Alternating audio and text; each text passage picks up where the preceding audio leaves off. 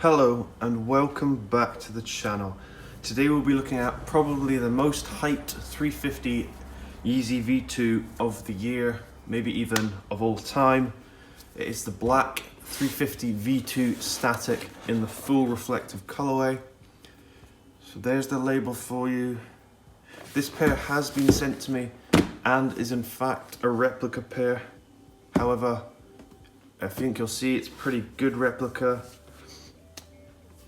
So the box is just a standard 350 V2 box.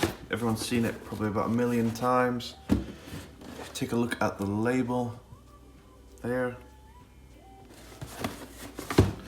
After that, we'll just get straight into the shoes.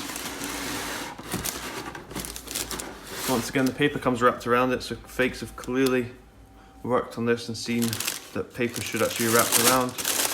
We'll open them up. Take a look at the sneakers themselves. Nothing else in the box, so we'll put that to the side.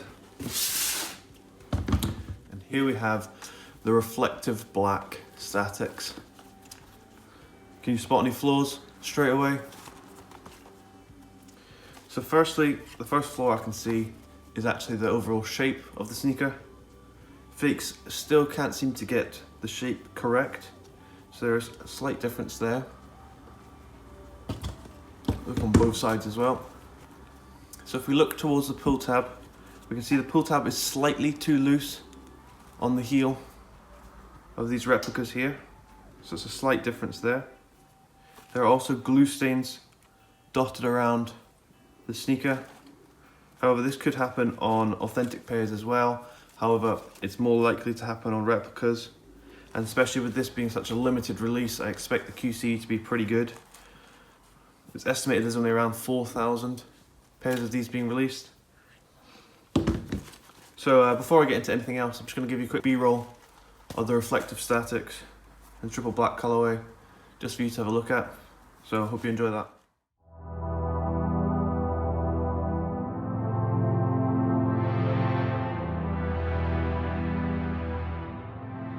So on early releases of the replicas of these, the pull tab did not have the red stitching on, but they've corrected this now, so it matches the same as the authentic pair.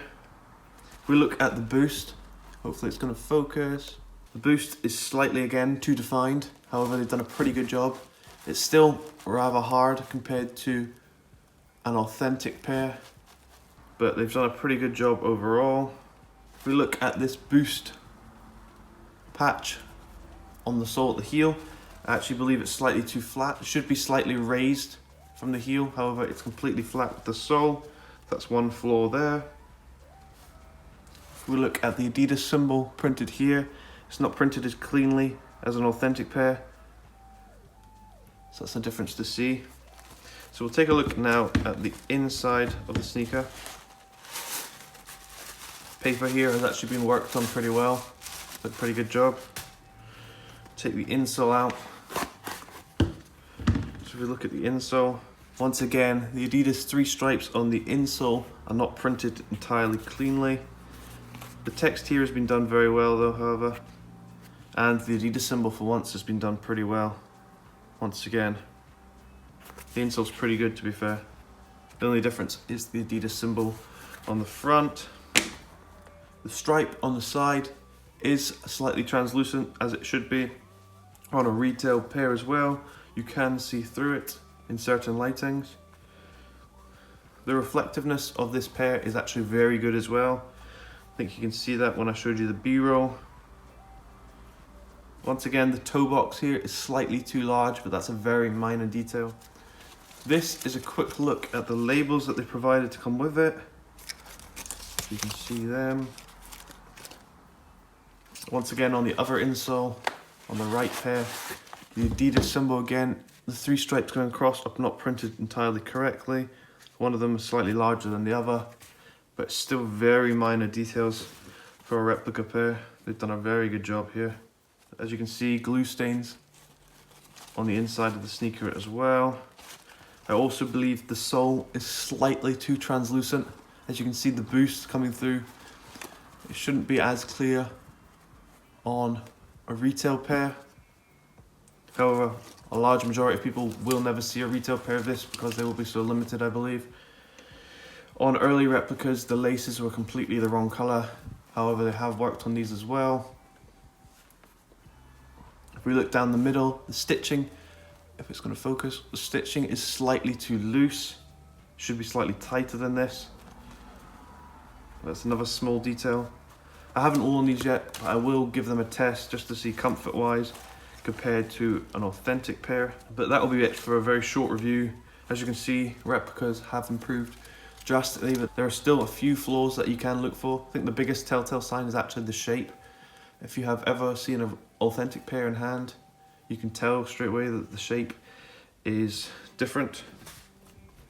Once again, on the left side, they've gone with the lace floor, where the outside lace goes over the top of the inside lace. I don't know why they keep getting that wrong. Should be something that's easy to correct. However, they seem to have got it wrong again.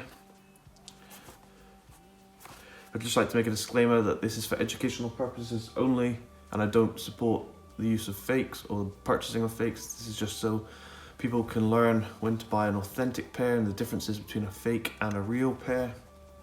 However, they have done an unbelievable job of replicating Yeezys nowadays.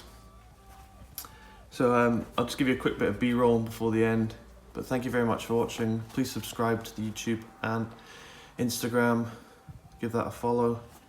This will probably be up at the same time as a test, but thank you very much for watching.